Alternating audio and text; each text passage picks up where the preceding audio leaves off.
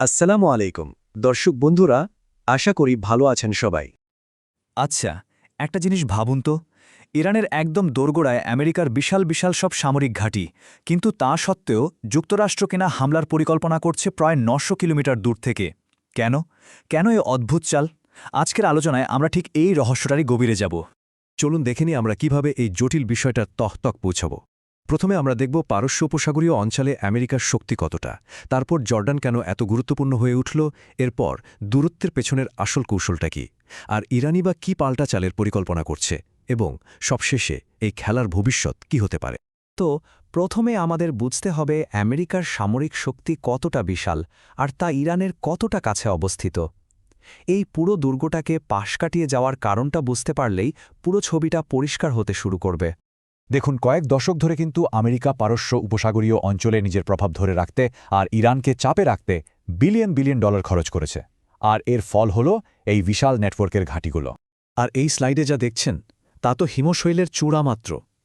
একদিকে কাতারে আছে ১২ বিলিয়ন ডলারের আল উদেদ বিমান ঘাঁটি, অন্যদিকে বাহরাইনে মার্কিন পঞ্চম নৌবহরের হেডকোয়ার্টার, যেখান থেকে পুরো অঞ্চলের সমুদ্রপথ নিয়ন্ত্রণ করা হয়। সংযুক্ত আরব আমিরাতে তো আছে F-35 আর F-22 এর মতো সর্বাধুনিক যুদ্ধবিমান। মানে শক্তির কোনো কমতি নেই। তাহলে আসল প্রশ্নটা আবার ফিরে আসে, হাতের এত কাছে এত শক্তি থাকতেও কেন জর্ডানের একটা প্রত্যন্ত মরুভূমির ঘাঁটি এখন এত গুরুত্বপূর্ণ হয়ে উঠল? এর উত্তরটা কিন্তু দুটো জিনিসের মধ্যে লুকিয়ে আছে। এক হল ভূরাজনৈতিক নিয়ন্ত্রণ আর দুই হল ভৌগোলিক অবস্থান। জর্ডান আমেরিকার সাহায্যের উপর অনেকটাই নির্ভরশীল, আর এই বিষয়ে ওয়াশিংটনের হাতে একটা বড় তুরুপের তাস তুলে দিয়েছে। প্রতি বছর এই যে বিপুল পরিমাণ আর্থিক সাহায্য, এটাই নিশ্চিত করে যে জর্ডান আমেরিকার সব সামরিক পরিকল্পনায় সহযোগিতা করবে। ওয়াশিংটনের জন্য এটা তাদের কৌশল বাস্তবায়নের একটা নির্ভরযোগ্য মঞ্চ তৈরি করে দেয়। আর এখানেই পরিকল্পনার আসল বুদ্ধিমত্তাটা বোঝা যায়। দেখুন, জর্ডান আসলে ইসরায়েলের জন্য একটা স্ট্র্যাটেজিক শিল্ড বা বর্মের মতো কাজ করে।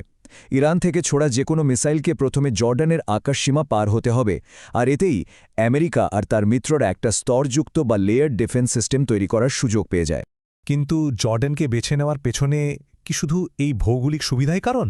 না, এর সাথে আরও গভীর একটা কৌশল জড়িত, আর সেটা হলো দূরত্বের কৌশল। চলুন দেখি কিভাবে এই দূরত্বই একটা মারাত্মক হাতিয়ার হয়ে ওঠে। ব্যাপারটা খুব সহজ। হামলার কেন্দ্রবিন্দুকে যখন আপনি ইরানের সহজ নাগালের বাইরে নিয়ে যাচ্ছেন, তখন আপনি শুধু ঝুঁকিই কমাচ্ছেন না, আপনি পুরো খেলার নিয়মটাই পাল্টে দিচ্ছেন। কাছের ঘাঁটিগুলোতে হামলা করা সহজ, কিন্তু দূরের ঘাঁটিতে হামলা করতে দীর্ঘপাল্লার মিসাইলের প্রয়োজন, যা মোটেও সহজ কাজ নয়। তবে এই কৌশল কিন্তু শুধু সামরিক সম্পদ বাঁচানোর জন্য নয়, এর একটা বড় উদ্দেশ্য হল বিশ্ব অর্থনীতিকে রক্ষা করা। একবার ভাবুন, যদি উপসাগরীয় কোনো ঘাঁটি থেকে হামলা হয়, তাহলে কি হতে পারে?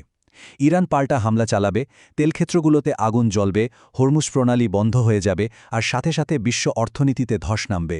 জর্ডান থেকে হামলা করলে এই ভয়ঙ্কর চেইন রিয়াকশনটা এড়ানো সম্ভব। কিন্তু এই কৌশলগত দাবা খেলায় তো দুজন খেলোয়াড়, তাই না? আর ইরানও কিন্তু তার নিজের চালটা অনেক আগে থেকেই ভেবে রেখেছে। আসলে তেহরান আমেরিকার এই চালটা আগে থেকেই আঁচ করতে পেরেছিল, তাই তারা হাত গুটিয়ে বসে থাকেনি, বরং তার আঞ্চলিক মিত্রদের সাথে নিয়ে একটা খুবই কার্যকর পাল্টা পরিকল্পনা তৈরি করেছে।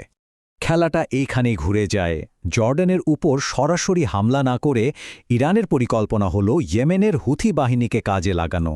লোহিত সাগর দিয়ে তাদের মিসাইলগুলো সৌদি আরব বা অন্য মিত্রদের আকাশ প্রতিরক্ষা ব্যবস্থাকে সহজেই পাশ কাটাতে পারে। এটা আমেরিকার জন্য সম্পূর্ণ নতুন আর একটা অপ্রত্যাশিত ফ্রন্ট খুলে দেবে। তো এই চাল আর পাল্টা চালের খেলাটা আমাদের এমন এক জায়গায় এনে দাঁড় করিয়েছে, যেখানে প্রতিটি পদক্ষেপের পরিণতি হতে পারে মারাত্মক। এটা একটা হাই স্টেক্স গেম। দেখুন, দুই পক্ষই নিজেদের ঝুঁকিগুলো মেপে নিয়েছে আর পরবর্তী চালের জন্য তৈরি। আসল প্রশ্ন হল, ভূরাজনৈতিক দাবার এই জটিল খেলায় শেষ পর্যন্ত কার কৌশল সফল হবে। এর উত্তরটা হয়তো সময় বলে দেবে। তো দর্শক বন্ধুরা, সবশেষে বলতে চাই, আপনারা আপনাদের সহযোগিতা আমাদের প্রতি অব্যাহত রাখবেন, লাইক, কমেন্ট, শেয়ার করবেন, সাবস্ক্রাইব করে আমার এই চ্যানেলের পাশে থাকবেন। আপনাদের সবার সুস্থতা কামনা করি। আসুন, বাংলাদেশকে আমরা ভালোবাসি। আল্লাহ হাফেজ।